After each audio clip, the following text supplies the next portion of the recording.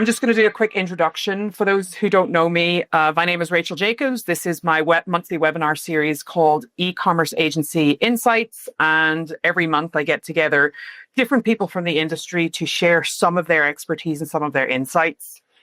You would be living under a rock if you didn't know that M&A is really booming at the moment. I was actually in Vegas last week with both Dylan and Greg. We did a M&A workshop fireside panel together.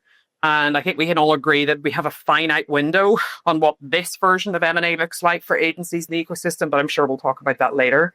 But one of the things that I wanted to do on this call, I've done lots of content around M&A in general. One of the topics that people don't really talk about, which I think is very important, is what happens next.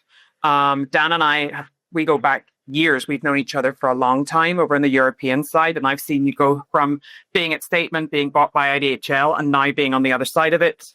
So it's really interesting to see those transitions. And the reason that I picked, or you guys wanted to join, but the reason that I wanted all three of you on this is because you're at very different stages of your journey. Greg, you still being in the agency that you sold still, and you're completely on the other end of it now, dominating your side of things. And Dan, you're just starting that journey of what comes next. So maybe we'll kick off by you guys introducing yourselves and then a little bit of your backstory. And then I have some talking points and we'll go from there. We want to start with the gambling. Greg first.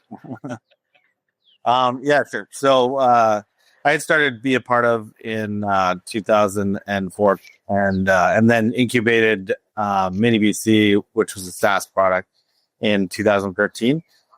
And basically, sort of grew larger once we moved to Toronto from a small town called Newmarket, which was hard to get the talent. So moving to the city sort of gave us that opportunity to grow. Grew the company up to about 30 people. Sold the agency and the product together to a PE firm about 3 years ago, 2 days ago. So that's the gist of it. Nice. Dylan? Yeah, my name's Dylan Whitman. I previously owned an agency called BVA Ecommerce. Started that in 2013 and sold that in 2018. At that time, we were the largest partner of Shopify. And post that, started an investment group, Perry Passive Venture Partners. You can see it at ppvp.com. We invest in a lot of e-commerce technology, health tech, defense tech, and AI businesses. And now started a SaaS company called Inveterate, which builds loyalty programs for e-commerce merchants on Shopify. Nice. And last but not least, Dan. Yeah, hi everyone. So yeah, I'm Dan Conboy. I am the founder at Statement, one of the first Shopify agencies in Europe. Prior to that, I've actually worked in e-commerce since 1999. I was a merchant for about 10 years. And actually, the agency was an in-house team to start with. That was the whole kind of thesis of the business. We grew with Shopify in Europe, and the business was acquired in 2018. And I then became part of an agency group called IDHL. That business itself grew through acquisition, so had a private equity investment, and then doubled in size over the period of time that I was there. Spent about 5 years within the acquiring business, and then last year decided, as Rachel said, it was time for a new chapter. So I've now started a new venture called Chapter North, which is all about building and advising digital and e-commerce companies, including agencies, but also brands as well. Nice. Yeah, and the exciting thing is, obviously, you being over the UK, we can collaborate on a few bits and pieces together, which is nice. The least amount that I have to travel to England as possible. I don't want to have to go there too often. So I guess one of the first talking points that I wanted to start with, figuring out what to do next. I don't know who wants to start there. Maybe Dylan with you, because you're on that process, or you're already on that journey of figuring out. So figuring out when you were at BVA before you sold that, I know that you had quite clear intentions of what next steps would look like. You were very intentional about doing that. Yeah. I didn't And in hindsight, I could have taken maybe a different and better path. But at the time, I didn't want to be involved in the business and wanted to move out of it and was kind of done with it. And so I set it up so that I was going to leave the business. Now, what I did afterwards, I got involved in too much stuff too quickly. I am the type that always needs something going on. And so I was starting the next thing 6 months before the deal closed to sell the agency. And in hindsight, I think it would have been good to take, for me, like a year off and wait until something really called to me versus looking for something to do and work on. And I think going forward in business and in life, I'm going to only do things that call to me so strongly that I cannot resist it versus, trying to find things I think look like good ideas. Mm-hmm. What about you guys?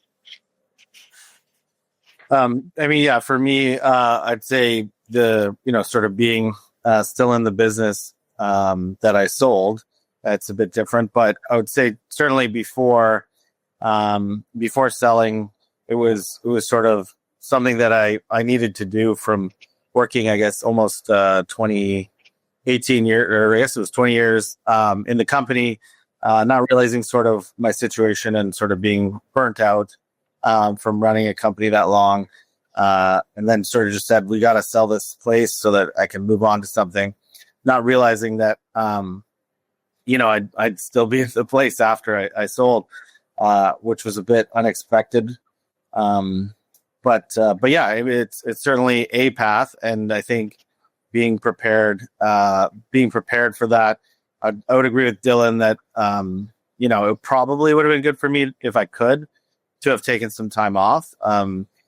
But it's taken me probably a couple of years to kind of realize what I didn't know, settle in with what I realized was my current situation and future path.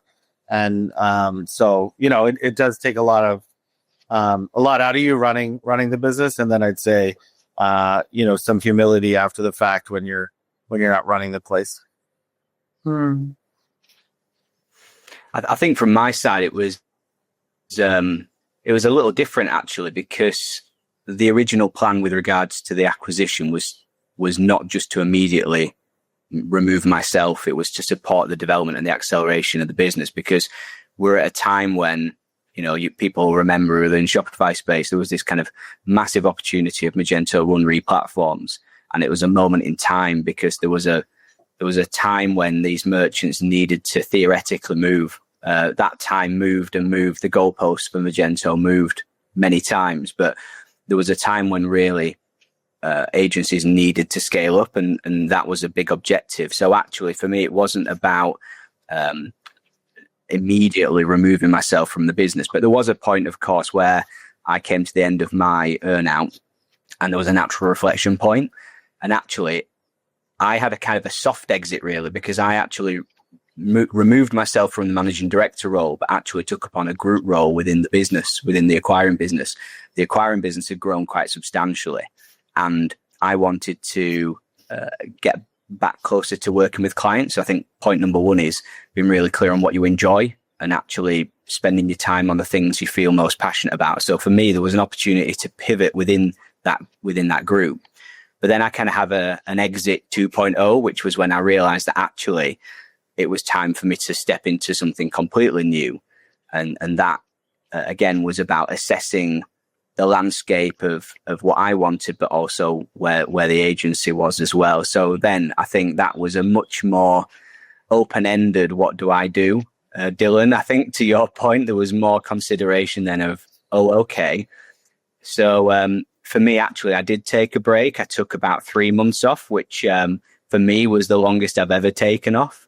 So it felt really good to have that break. I think after that, there was then further deliberation around, well, actually, what is it that I want to do spending my time? And actually what I realized was that I wasn't, I was still very much engaged and interested in the field of e-commerce and digital. And I still very much enjoyed that. So I think part of it is you do need to give yourself a little bit of space to be able to allow things to percolate. That's really hard when you've been in the role of an agency leader, because you are always on, and you've never really had, for me at least, there was never that opportunity to have that gap and that pause. So I think probably one of the hardest things is forcing yourself to stop. And as Dylan said, forcing yourself to avoid the temptation of being busy, because actually that is what agency is, and it's part of the excitement of agency. But yeah, when you are trying to contemplate bigger life choices, old habits die hard, I'd probably say. So yeah, I think being very clear and intentional around what you enjoy doing, that may or may not be agency, and it may not be digital, it may be something completely different. And then I think allowing yourself the amount of space and not falling into that habit of needing to be busy, which is very, very difficult to do for sure. Yeah, but as an entrepreneur, I think that's like, I feel entrepreneurship, for all the entrepreneurs that I work with, it's a blessing and a curse of being an entrepreneur. We're not really known to just sit idle and be lazy. We don't just sit around and wait for shit to happen. So being in that transition period, so my husband always says to me all the time, he's like, when things are going plain sailing, you look for chaos. Like, you create your own chaos. Everything's running smoothly and the ship is ticking along. And then you get itchy feet and you get bored, and then you create more chaos and then you complain about it. And I feel like that's kind of the curse of being an entrepreneur, that it's like, if everything's working well, you need to break something, fix it again. Otherwise, you're not satisfied. Yeah, I just wanted to add also, like, I didn't say in my part was that I did, think about, try, start, open Slacks, an Asana board, whatever it was, to come up with 15 different ideas after the fact, and thought for sure I'd start something, and I have to start something right away. Time's wasting, and I think that's the break that I ended up, I guess, getting was sort of not turning the brain off, that entrepreneurial brain off for a bit, and so now I'd say it's certainly, it's getting itchy. Nice. I'm sure there's a reason for that, but we'll talk about that off camera. So Dylan, you were saying not starting a project too soon or taking time to decompress. Would that, I know that we talked about this in Vegas last week, would that be a regret or a recommendation? Yeah, definitely so. Yeah? Because, look, I think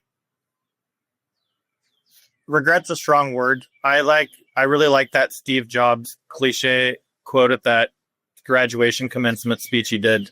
And he said, you can only connect the dots looking backwards. Mm-hmm. And so as I look forward and do different things in life, I'll probably look backwards and say, like, oh, had I not done these other things, I wouldn't have ended up in this situation, and then I wouldn't have done this other thing. So you can only connect the dots looking backwards. But in hindsight,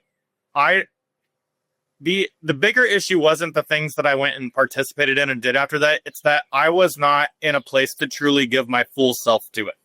Mm-hmm. And I was exhausted. We had grown from 0 to 150 people in 4.5 years. And the process of selling was a year-long process that was intense. And I just think mentally, I didn't bring my best self to the things that I did right away post that. And so that's the more of the regret of it, is I didn't give myself the time to decompress. Mm-hmm. And so, that's kind of the regret part of it.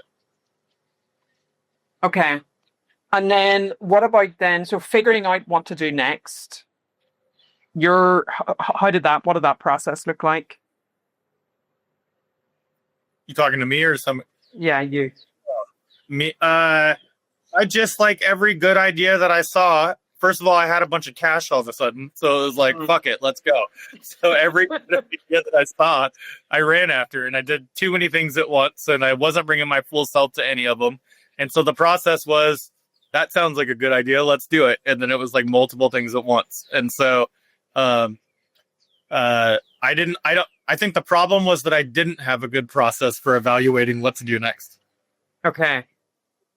And having been in an agency where everything is run by systems and processes, and now all of a sudden, and I know in BDA you had people to take care of all that boring process stuff for you, so you could just do what you did well. And also, on top of that, like, once you do something that you feel was really successful, for a while you feel like a genius. And nobody's a fucking genius. There's a lot of luck and there's a lot of like different things that come together to make an outcome happen.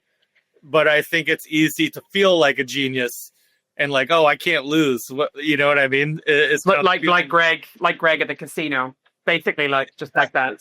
It's like you win a huge hand at the casino and you're like, oh, I'm the fucking world's greatest poker player or whatever.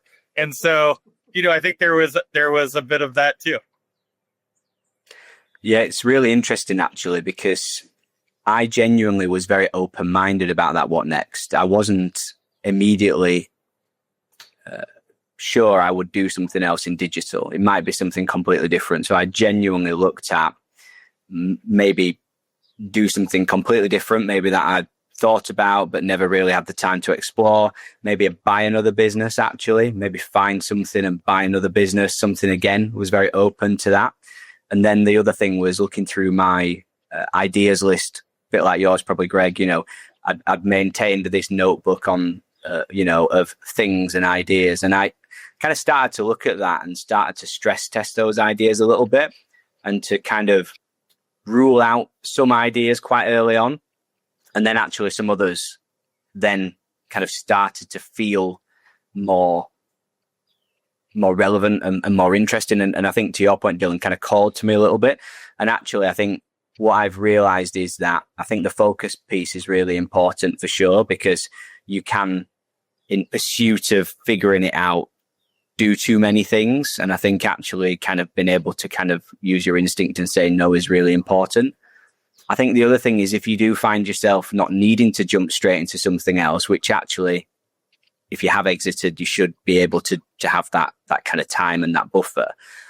A bit of advice I read was you will find yourself with an empty diary.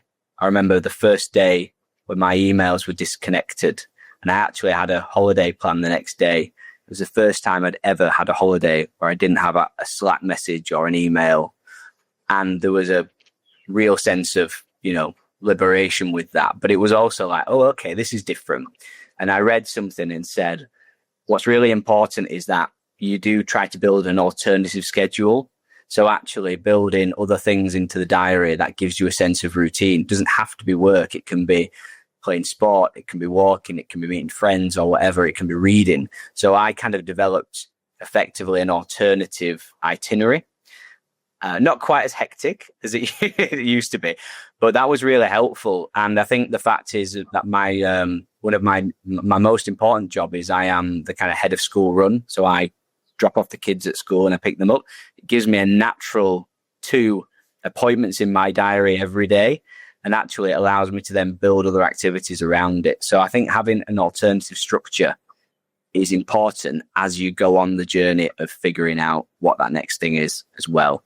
Because I think we've all read stories of people who have had success and then moved into something else.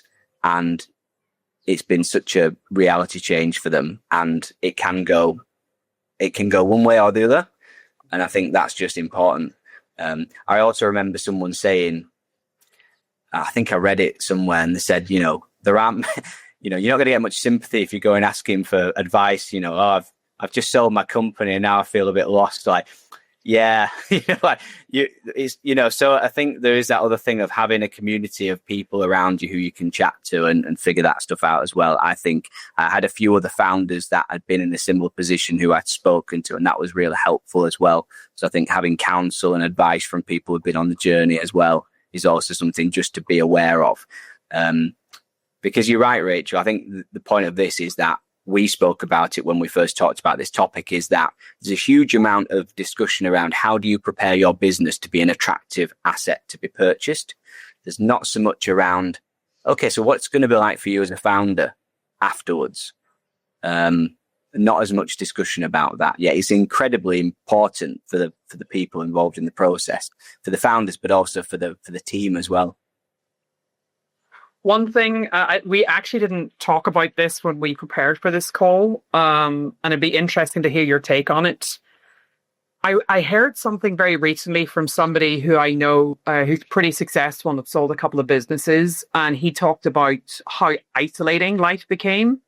And he talked about having the life that he now has. And he's got, some luxury income and wealth and trying to extend that to the people that are around him. And he realized that that made him feel or become even more isolated.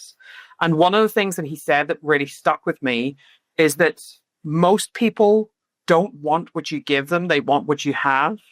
And they end up kind of resenting you for the success that you've had, not looking at the years and years of sacrifice and sleepless nights and hard work and like all the shit that's gone into it, but where you are right now. And then all of a sudden they become, or he felt that he became kind of pushed out from all the people that he thought were friends or considered as a close circle and people that he's kind of poured into. And I'll pay for your holiday and I'll pay for this and I'll get this sorted and I'll pay for the kids this. And then all of a sudden he felt that it get turned against him. And I feel like that's a part of success that people don't really see. It's like a double-edged sword. I don't know what you guys think from your perspective, but I think that was super interesting. Study I read, I can't remember who it was, but it said that people's happiness doesn't come from what they have. It's what they have relative to the people around them. Mm. So like, that's why, you never really can be satisfied, right? Because like, as you acquire new assets and things and wealth and whatever, you have new circles and then your perspective changes on what's possible. And so for a lot of people, and so you start to not be happy with what you have then, because the things that you thought were going to make you happy don't make you happy then. And it's really relative to what the people around you have. That's true. I think. Yeah, I'd agree with that. Okay. Also said though, I've also never had I've always kept a close circle of friends. So my homies are still my homies. Oh, they still put up with you all these years? That's amazing. All these years. Yeah. I keep it. Well, as long as they're as crazy as you, then it's fine, right? Yeah. Yeah, most of my close circle, I'm not suggesting that I'm successful in any way necessarily, but most of my close circle are people that I have known for 10, 15, 20 years. And I've known them for such a long time. So you kind of grow up with those people and they see you, who you were then and who you are now. And hopefully that person is relatively close to who you were 10, 15 years ago. Well, some people, they become successful and then turn into assholes. There are those people as well. My friends don't fully even understand what I do. They just, my buddy, one of my best friends says I sell widgets. He doesn't really... Nice. He's a chiropractor. He's like, I don't know, you make widgets or something. That's how it works. That's the best way to keep it. Yeah. So when it comes to ideas, then I think that's really, for most people, it's figuring out one of the phrases that, or the terms that I like to use is finding Mr. Right versus Mr. Right Now or Mrs. whatever. We're gender neutral, they, them, right and right now, whatever term you want to use. But really figuring out what your next steps look like. How do you then determine or figure out the ideas that you have on the table? Which is the right idea for right now that keeps you busy, and which is the right idea? I know I just talked, but really quickly I want to answer that because I just feel so passionately about it. Because you're going to talk about AI? No, I'm not. Okay, not this time. Not yet. No, it's just, I think the key thing is maybe like the business you started and sold, do the thing that calls to you so much that you can't ignore it, because you've got to be passionate to push things forward. I think a lot of success in business is timing. And you can't always perfect that. I think you just got to wait until something is just calling to you so strongly that you're like, I have to fucking do this. And that's the thing that you're going to bring your full self to and going to execute at the level of the business you sold. And I'll jump in with a quick story that I thought was kind of funny, and was telling me sort of what to do in my life. I think I had talked to my technical lead basically and said, we know payments really well. We know how to do certain things really, really well. Let's focus on that. Let's do something that as a side hustle that's really, going to be in our wheelhouse and how we can. So he came up with a bunch of ideas, and we landed on this idea that was donations in the checkout. So part of the payment process, we would just carve out some amount that would go to a charity of choice, and then basically have different ideas around how to market that out, like honey style, right? And so it was this great idea. We both thought, oh my god, this is the idea. And then so we went to a Shopify meetup event in Toronto, and we're just socializing, and we ran into a guy, really smart fellow. And he goes, I have a startup that I've raised $3 million for. And basically it does donations at the checkout. And I just went, what? like, what are the odds that you run into someone doing the idea you made that day and thought you were going to, put your flag down and finally do something? And I said, you know what, this is just a sign to me that I just need to hold off, and I'll wait until the right idea shows up. I invested in a company that does donations at checkout, and I think you made the right idea by not making a company that does donations.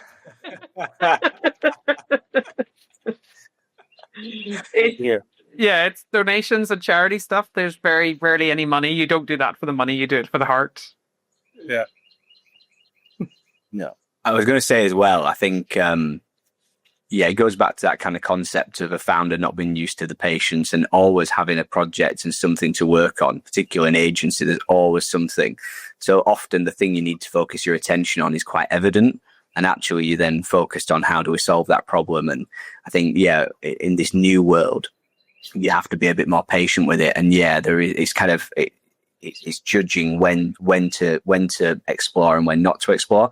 From my perspective, again, I had this list of ideas and went through a filter process, and I assumed all the ideas were terrible and encouraged people to tell me that as I was talking to colleagues, contacts, people I trusted, and actually refined it down to a couple. And there was one that did actually speak to me, Dylan, and one that actually I felt yes, there was a light bulb moment. Started to explore it, actually spoke to some folk and actually got a pretty positive response and started to explore that idea. Only then for another idea to come to my attention through a circumstance and me to have this epiphany and thinking, wow, I think this is a better idea. It's got a bigger addressable market. It's easier.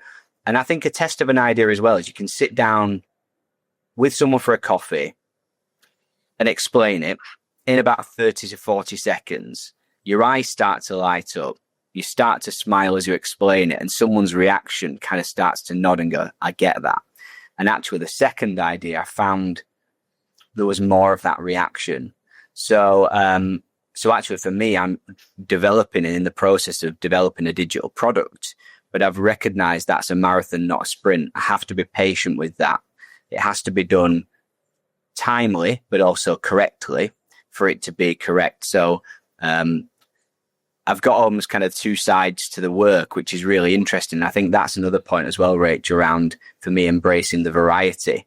So there's a process of me which is building something new, which allows me to kind of really tap into that creativity and that entrepreneurship, which I guess was the seed of the initial business and the initial agency. Then on the other side, doing advisory work allows me to be able to use that other side of my brain and to help other people build their things and reflect on those war stories and things like that. So for me, the timing is really key, and it's really hard to say no to things, I think, when you have that passion. But I would agree, Dylan, I think it's kind of, you've got to kind of almost put a little bit of a stop gap in the middle to avoid saying yes to everything. And really go with the things that I think you're most passionate about as well. And I think you also, yeah. Oh, sorry. No, go ahead. The screen froze, and so I thought you were done. But go. No, go ahead. No, go ahead, Dylan.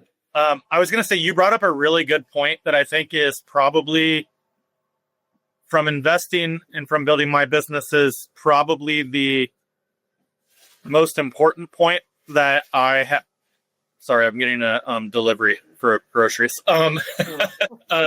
The most important thing that I've learned over the past few years that I really didn't crystallize in my mind was addressable market.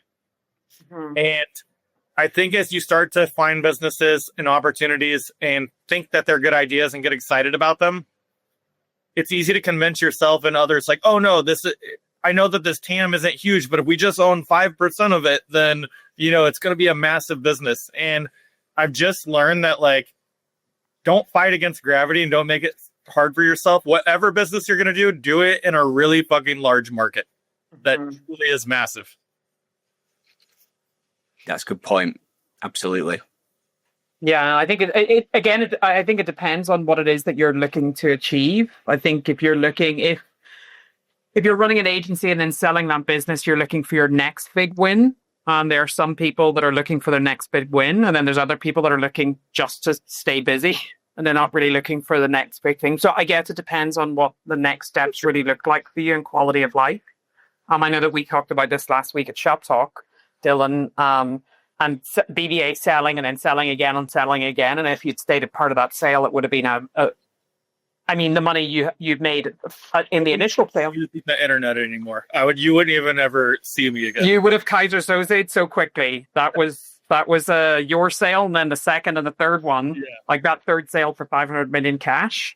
That would have been, there's life-changing money, and then there's generational money. So that really would have been, I'm off the face of the earth and I live on an island and nobody's ever heard of me. I was a ghost. I was a myth that existed once. So I think being in that situation, I would assume, and correct me if I'm wrong, but that has been part of the fuel for what you're doing now, because you know what you could have had. Certainly. You know what it was? I actually don't have any kind of, I don't feel any negativity towards that. Because every decision I made with my eyes wide open. What it did do for me to fuel me was I didn't realize I didn't fully have the context of the PE roll-ups at that time when I sold. So we had grown really fast and we were the biggest at what we did at the time. But that's the only that was my only experience ever in having an agency. So I didn't really understand that I could go partner with a private equity group, take a bunch of cash, roll up a bunch of agents. I'd heard about it. But I didn't fully understand it. And so when I saw that happen and those people take what I had built and then roll it up again and sell it for that much, I was like, oh shit, I need to expand my horizon and my mindset of what I'm capable of and how big I can take things. And I just didn't get it at the time. Because you had context. I didn't have the context. I didn't understand. I never in my wildest dreams thought there's going to be a Shopify or e-commerce agency that sells for $500 million in cash. I didn't think it was going to be a thing. And then I was like, oh, I was wrong. That is a thing. And I could have done that.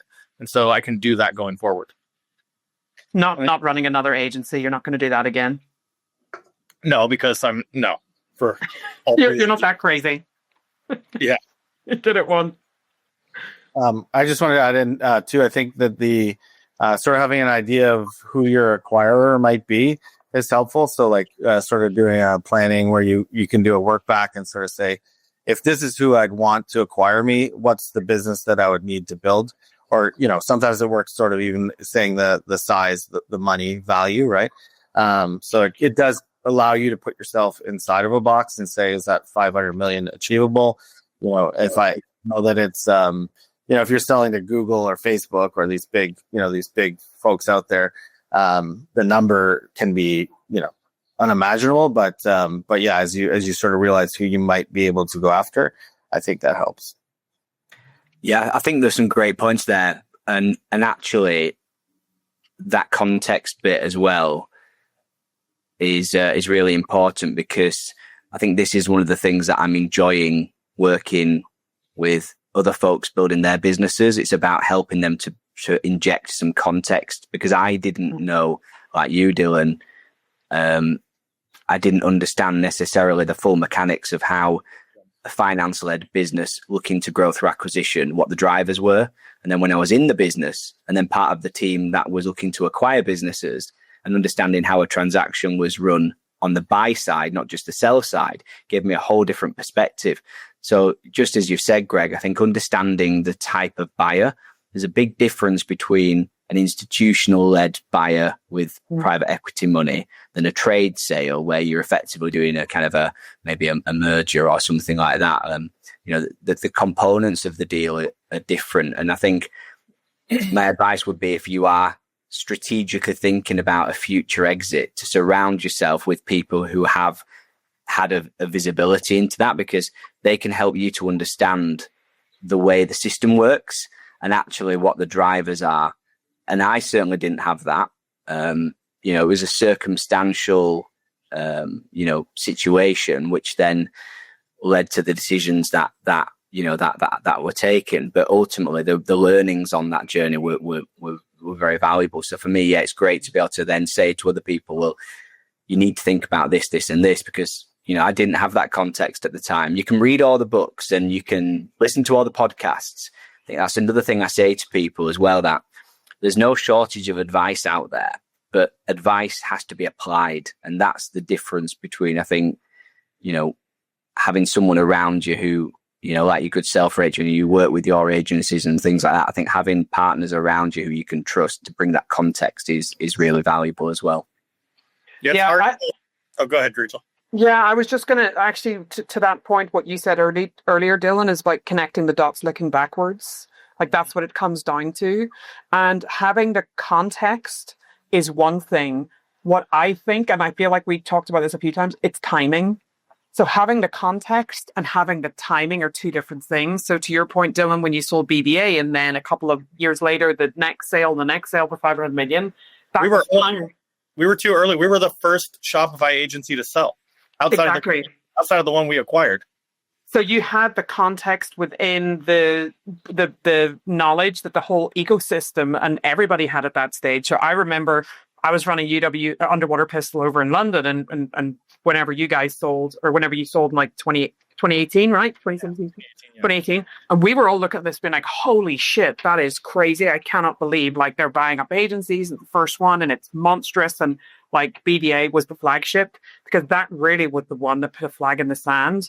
And then it was like a land and expand then, and the market, there was appetite for it. So having the knowledge and the context is one thing. For me, timing is almost everything. If you get the timing wrong, it can be the definition between success and failure. And I think that's like that's a part of it that I don't believe in luck. I think luck is preparation and opportunity when they meet. That's what luck is. And people think, oh, I'm just lucky. You know, maybe Greg winning 30 grand in a casino is lucky. And then the next time, not so lucky. But for the most part in business, I don't think luck really exists. But if you don't get your timing right, you can have a very sore lesson. I agree. And by the way, Rachel, I think that's part of the context though, even, right? You have the context now to understand how critical the timing is. Because I haven't gone through those cycles, don't often... It's funny because I think it's to your point also when you said you can read all the books and do all the thing and all the advice. For myself, at least, I find when there's something about going through a process that creates almost a visceral knowledge inside of you where like you really feel it. It's kind of like looking in your business where you can say, okay, we need to be at 20% profitability. We need to do this and this. But then you see people not doing those things. And it's because they haven't actually done it yet. So then they don't, once you see things, you can't unsee them. But until you go through that, I think it's hard for people to truly visualize. Sorry, Greg, go ahead. I was just going to speak to the timing a little bit, and certainly is, my process started before it was about, I think it was 6 months it took to close. But March 31st was, right before basically private equity decided 2022 decided not to, do anything anymore. And the interest rate rose and everyone stopped investing. Basically it was April, right? So timing was kind of lucky in that sense of whether you want to believe in that or not. But the guy on the way home, I was sitting beside a guy on the plane, and he was talking about he had sold a company, sort of, I guess, in secondaries. So he was talking about like moving American cash to Canadian, and I mean it's a simple thing, but it was funny to me because I was in the same position where, you wait and wait and wait, and you're like, okay, this could be the peak. This could be the peak. And he was pissed off that he missed out on 2 cents, dipped the next day 2 cents, never touched the peak again. And so it's like there's maximizing, and then there's like knowing you got a good deal. And so I think timing does matter, but you also you do need to understand that as long as it's not the low and it's not, if you've done better than the mean, I think you've done probably just fine. So there is a lot to it, but trying to maximize it and being disappointed, I think is that probably that entrepreneurial spirit in us, but I think you can find solace in doing quite well. Yeah, for sure. One of the final things that I wanted to bring up, which is more less the harder side of selling or life after M&A, but more on the softer side, which I think is significantly impactful, especially for men. That might be a shock to you guys, but I'm a female. I know I'm more aggressive than most men, but as a female, I'm working largely with male entrepreneurs. And I think that balance works pretty well, where you have male entrepreneurs and me as a female and helping to kind of look at the hard and soft of whatever it is they're doing when it comes to exit. One of the things that I see comes up time and time again is this loss of identity. Agency life will find all of your flaws and all of your weaknesses, and it will tear them down and kind of rebuild you. And I feel like agency life or running an agency will prepare you for whatever it is you want to do next. The chaos of agency life is something that people don't realize until after the fact, because it becomes your reality. You're part of this. You're the head clown in this circus, and all of a sudden the noise stops. It's just like the Joker movie with Joaquin Phoenix, and he's like the character in his own play, and all of a sudden the lights go off, and you're just like, this guy's a fucking lunatic. So that losing your identity post sale, and you see some people, like there's a lot of agency owners that are in the art space, and they're creatives and they're musicians, and with that comes all the extracurricular activities, drugs and all that fun stuff, and then the agency sells, and it's like, well, I'm going to blow all this money on drugs and hoes. Not literally, in some cases literally, but proverbial drugs and hoes. You don't have to blow it on that necessarily, but that losing your identity and then having to rebuild it and redefine it, I feel like all of you have gone through that in a different way. Mm-hmm. Definitely. I guess I'll start. Yeah, for me, I think the part but we spoke a bit earlier about sort of that knowing what to do with this, people around you or things that happen. But I think personally, I would say for me, the hiring a coach had helped me a lot to sort of ground me, figure things out, look at me from a what to do life-wise and what to do. Just to be clear, that wasn't me. Well, I'm not a life coach. I mean, if you had me as a life coach, your life is really screwed, so I couldn't do that one. I asked him if he was part psychologist because I felt like I needed that too. But I mean, he was good. But it was a lot of just proven methods that just help you run through things. And I think almost today, from what I've seen with a lot of young entrepreneurs, is that they get the wisdom of our failures, and things like even this webinar, where they're doing them during the process to sort of help make sure that they're taking care of their mental health, taking care of like the things that we're running into later potentially. So I'd say I've certainly heard a lot of people I've met and talked with that are doing the right things now, but yeah, I would definitely advocate for investing in yourself and figuring out how you need to be a better boss, how you need to be better for yourself and your team, so that you don't end with this like identity that you don't even know if you need to continue. You don't even know if if you recognize what you would be next or who you are now, and it does spiral out for sure. So I think I was trying to figure out like, who am I now? Like that I'm an employee. Like that was weird to me. I had never been an employee. So it was just a very strange idea. And there was nobody telling me what an employee is supposed to do. Like, so I was just trying to figure it out, and it was a process. I think that is a hard thing for a lot of people, though. It sounds like you didn't have a horrible experience, but a lot of people really struggle that I've spoken with. Going from having control and decision making in their own business to, answering to daddy now. And a lot of people struggle with that I've spoken with, because they're going to make different decisions than you inherently. Sometimes they're right or sometimes they're wrong, but sometimes they're also probably smarter decisions that you just didn't understand yet. But it can be frustrating. Yeah, absolutely. I mean, for me, I was in the business that acquired my agency for over 5 years. So actually, but for me, I was learning. I was seeing. I was very curious. How does a bigger agency machine operate? And actually, that agency grew to 400 people. So actually, to be in a business like that to being a business that was acquiring other businesses, to see the drivers and the metrics of that business, for me, was a real education. So actually, for me, I was learning, and it was absolutely different and had to readjust and recalibrate. But there was a point where actually, for me, that was the right thing to do. And then there was a point where it was no longer the right thing to do. So I think if you are an entrepreneur, I'm not sure.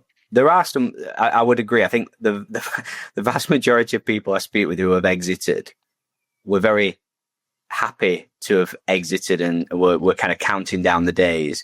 There's a smaller club of people, and I probably put myself in there, which actually didn't dislike the whole experience. There were lots of positives. I would say it's probably a minority though.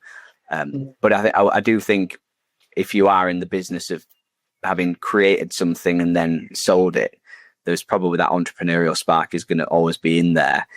If you can transfer that entrepreneurial spark into the new company and still have a motivation to stay there, then great.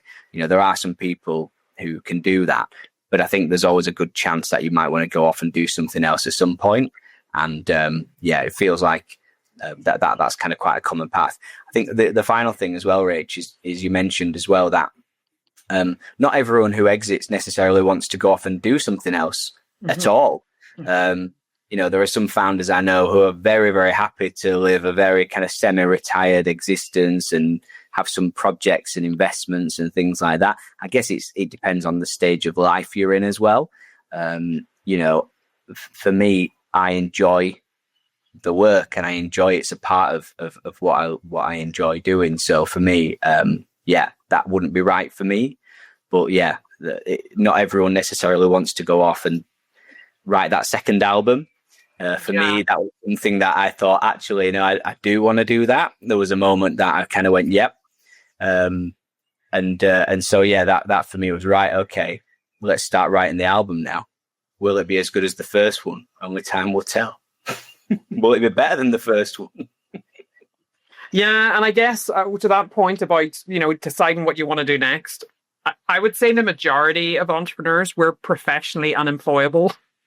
So to think that you're going to then go into another role and be able, like I know for myself, the last company that I was employed by, which was a Shopify Plus agency, I knew that if that would be the end. That really would be the end for me. My only step after that was to work for myself, because I kind of felt like I was in a situation where I didn't have full autonomy to make the decisions that I felt were best for the business. And when I exercised those decisions and they yielded a lot of fruit, and then I was being held back on being able to make more decisions, I was just like, okay, this is not going to work for me anymore. I'm too strong-willed or strong-minded, or I have too much of a sense of what I think is right.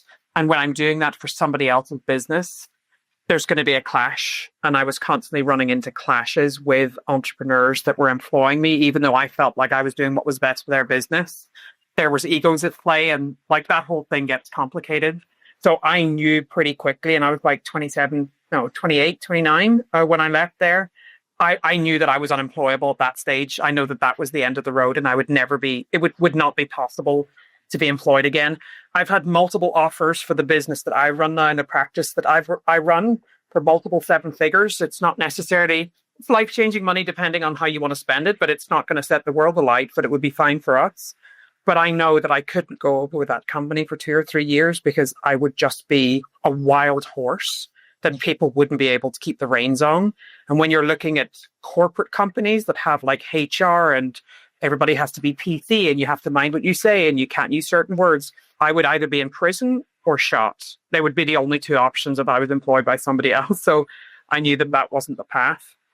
The flip side of that, it is interesting to me to see how many agency owners that have sold have then gone back to work for other agencies as their like head of growth, head of sales, VP, C-level, whatever.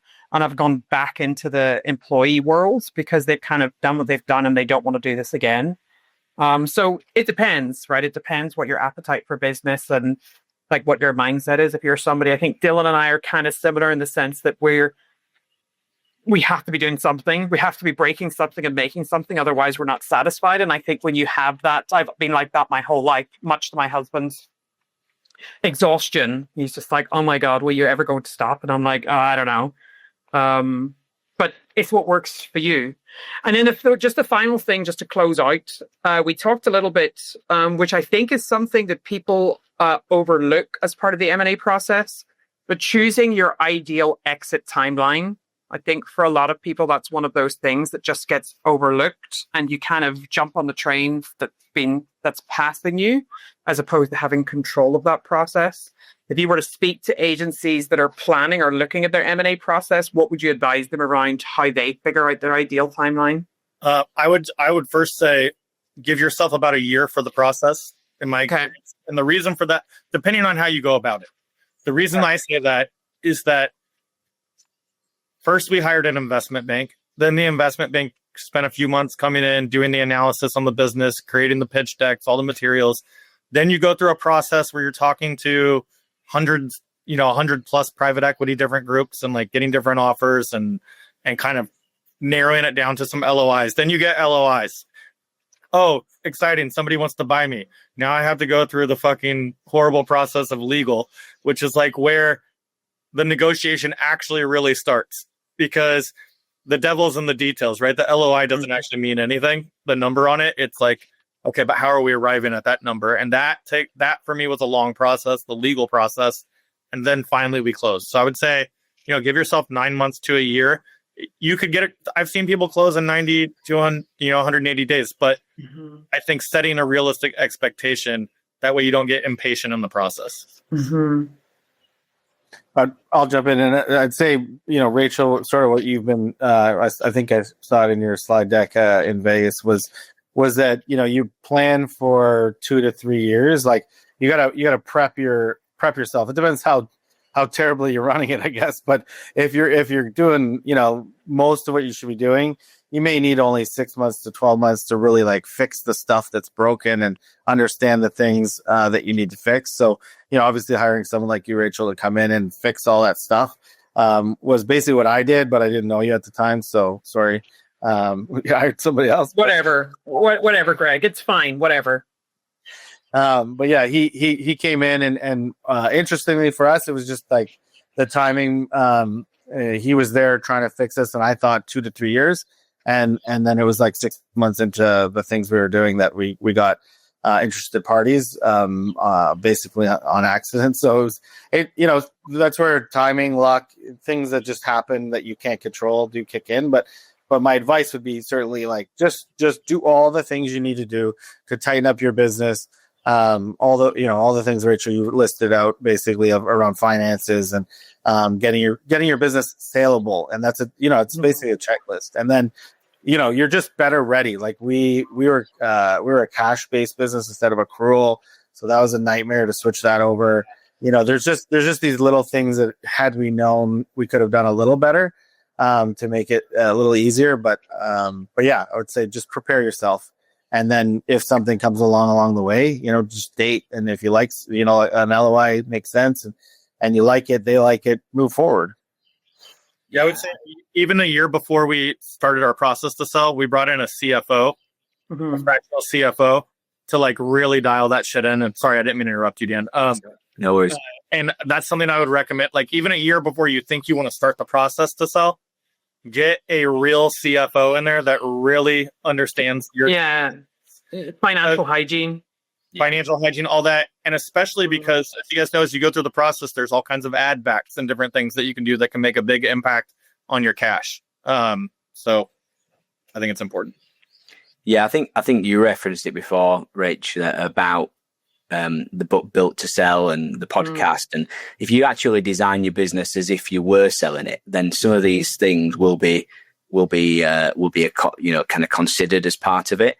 I think again, there might be a bit of a different context as well in Europe, where some of the transaction structures are a bit different. It's very different doing a trade sale than it would be to a private equity, and it kind of depends on the size of the business as well. So I think it's about right sizing that as well.